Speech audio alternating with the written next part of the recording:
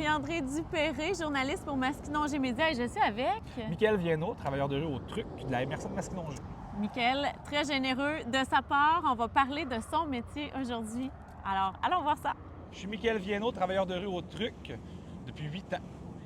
Mickaël, dis-moi premièrement, mais c'est quoi que ça prend pour être un travailleur de rue? Ça prend beaucoup de choses. Il faut être capable de travailler dans l'informel. Ça veut dire qu'il faut être capable de travailler dans la vie aussi, tous les jours. Il faut être capable de travailler avec les imprévus, avec les gens, avec le quotidien. Puis il faut être capable d'être patient aussi, parce qu'on prend ce que la rue nous amène, on n'impose rien à personne. On n'ira pas chercher le monde dans la rue. On va attendre qu'ils viennent à nous. Puis ça a l'air étrange d'une même, mais ça fonctionne bien comme ça. Moi, quand je suis rentré en travail de rue, je me suis dit, voyons, je vais juste rester là. On ne fait pas juste rester à la même place, mais on passe du temps dans les milieux, dans les endroits publics. Puis je me disais, ça se peut pas, là. Ça se peut très bien. Les gens, ils te voient. Puis il y a plein de raisons pourquoi ils viennent te voir. Ils savent qu'est-ce que tu fais ou ils ne savent pas. Puis comme dans toute relation, bien, ça engendre une suite d'événements puis de conversations qui mènent à quelque chose ou pas. Puis on n'est pas pressé, puis on ne pousse pas les gens, puis on leur tord pas le bras non plus. Fait qu'ils vont à leur rythme, puis ils nous amènent ce qu'ils veulent. On a des situations de crise. Puis là, dans ce temps-là, bien, on éteint les feux hein, comme on peut. Puis on va répondre à la personne, on va l'écouter surtout. Puis on va voir, tu sais, qu'est-ce qu'on peut faire avec ça en discutant, dépendant de la situation. Souvent, les situations de crise, mettons que je vois quelqu'un qui fait une crise ici, ça se peut que je décide d'aller intervenir, mais en général, à moins qu'il soit en danger, là, comme tout citoyen, je vais m'arranger pour pas qu'il se fasse mal s'il tombe ou bien s'il crie. Mais mon rôle, je vais attendre qu'il vienne à moi. Ça vient des gens. Fait que ça fait aussi que ça fait des discussions puis des relations naturelles. Les gens, ils viennent à nous, viennent nous parler, ne serait-ce que pour me demander pourquoi tu es assis là à tous les jours. Ça m'est arrivé, ça, dans mes débuts. Là. Pourquoi à tous les jours tu te promènes dans la ville? Qu'est-ce que tu fais là, tu sais?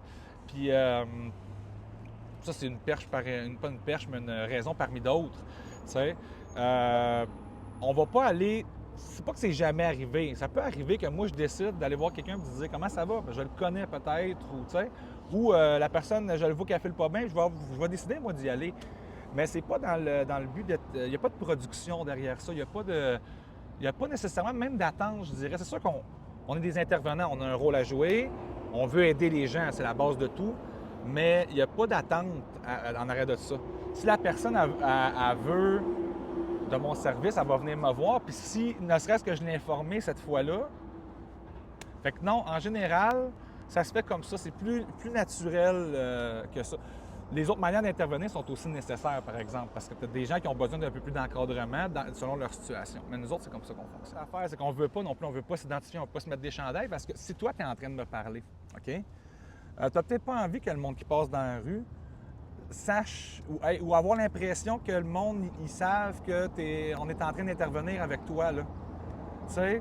T'as même des gens qui se rendent pas nécessairement compte, puis ils nous l'ont dit.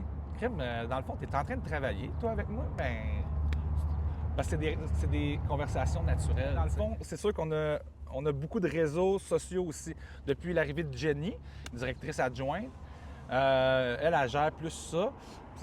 On a un côté qu'on reste dans l'ombre, mais on a un côté aussi qui a amené que les gens nous connaissent par rapport à ça aussi. Fait qu'on fait beaucoup plus de représentations, comme celle-ci d'ailleurs.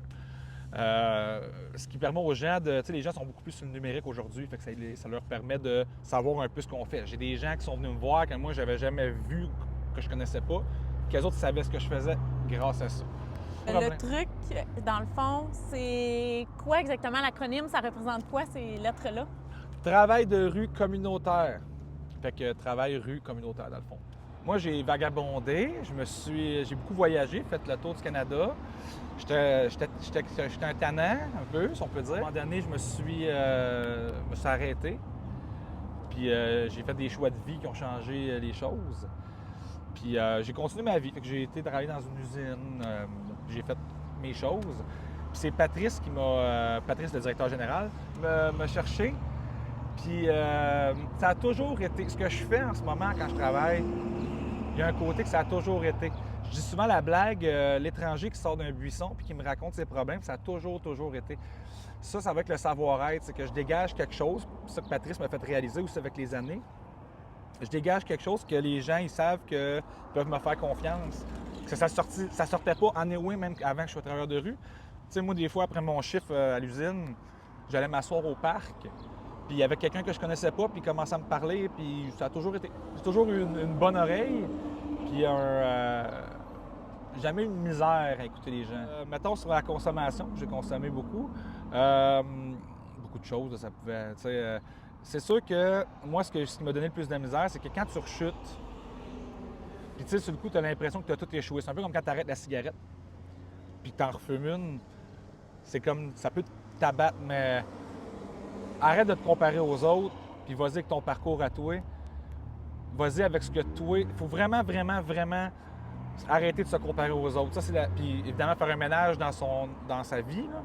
Mais arrêter de se comparer aux autres, moi, ça a été une de mes plus grosses difficultés. Ça parlait de ça aujourd'hui, mais ça a été une de mes plus grosses difficultés. Tu sais, regarde, lui, il a arrêté en temps de temps. Moi, regarde, j'ai encore rechuté, tu sais. Non, ça c'est dur. Puis on est fragile dans ces moments-là, en plus. Fait que, puis c'est pas aux autres à te dire quand est-ce que tu as arrêté non plus. Tu sais, c'est à toi de le faire. Ça fait des années que je ne consomme plus, même avant le travail de rue.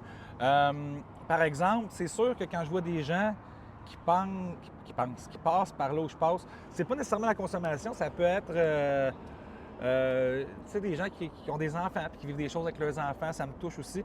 On peut pas, l'intervenant, peu importe dans quel domaine, qui va te dire que lui, il n'y a rien qui le touche, soit qu'il y a un problème qu'il a besoin de régler, ou soit qu'il te ment. Parce que c'est impossible. Puis je pense que la plupart des gens qui sont là, c'est parce que justement, ils sont sensibles aux autres. Là où c'est qu'il ne faut pas que ce soit dommageable, c'est que tu ne peux pas non plus laisser ça t'affecter. Il faut que tu aies un côté que tu sois capable, pas totalement d'être imperméable, mais d'être capable de laisser aux autres ce qui leur appartient. Puis de te servir du bout où ça te touche profondément pour aider vraiment les gens. Pas tout faire à leur place, là, mais on me pogne l'exemple de quelqu'un qui arriverait de quoi, je sais pas, à son enfant. Là, moi, je vais être plus sensible parce que j'en ai un. OK, bon. Bien, c'est sûr que moi, cette sensibilité-là, il faut que je la canalise pour être capable de l'aider avec ce qu'elle a besoin, la personne, pas ce que moi, j'ai besoin non plus, tu sais. Fait que c'est là que ça te prend un bon milieu. Mais oui, ça m'a touché souvent, là. Quand je vois quelqu'un qui est dans le même parcours que moi j'ai été, c'est sûr que maintenant, ce qui était autrefois des boulets, des blessures profondes, sont des outils depuis que je fais ce travail de rue aussi. C'est pas facile, ça prend beaucoup d'encadrement et d'équilibre. Patrice, Patrice, mon directeur général, lui, que ça fait 28 ans qu'il en fait, OK? Puis ça, c'est rare aussi, là. Dit souvent qu'il faut que ce soit sain, il faut que tu aies une vie le plus simple, le plus équilibrée possible. Il a raison, puis plus ça avance dans les années, plus je suis d'accord profondément avec lui. Je l'ai toujours été, mais plus que je comprends les subtilités de ce qu'il parlait. Moi, de mon bord à moi, la vie que j'ai eue, puis les traumatismes que j'ai eus, c'est nono, ça m'a appris à décrocher de certaines affaires. J'ai appris à avoir le contrôle de ma switch. On est des humains, on n'est pas toujours en contrôle, mais quand j'arrive chez nous, si j'ai une heure de paix, ma switch est fermée, puis je redeviens le papa, puis le chum, je suis là, tu sais. C'est sûr qu'en ce moment, ce qui est central, c'est beaucoup le logement. Là, il y a des hausses de logement assez conséquentes, qu'on ne va pas s'étendre là-dessus. Là. Moi, j'ai mes opinions, mais ça reste qu'au bout du compte, le résultat est le même, les gens payent.